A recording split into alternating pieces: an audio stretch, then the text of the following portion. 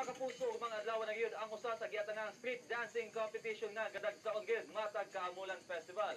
Apan sa dili pauna niya na atong silipon ang mga gihimong pagpangandam sa mga partisipante sa nasangpit nga kompetisyon. Testigo si Joe Legaspina. Usa ka adlaw sa dili pa ang gikainaman sa kadaganan ang Kaamulan Festival, isig iya nagprepara ang mga participants alang sa street dance competition. Dinhi sa Capitol Ground sa Malay-Balay Bukidnon, naabtan namo nga nag-rehearsal ang kitaw-taw participants og Malay-Balay Bukidnon. Wala na bali-baliha sa mga partisipante ang makatusok ka kainit sa adlaw. Tanan kanya-kanyang gihasa ang ilang sayaw, mapabata o tigulang, tanan nag-participate sa ilang mga lihok, halatang andam na gayud sila para sa ilang performance og mga adlaw. Ang kitaw-taw team nga adunay dulan 200 ka mga partisipante. Ugmo kato naglangkop sa mga balita karong adlaw. Kauban ang tibok pwersa sa GMA News and Public Affairs Cagayan de Oro.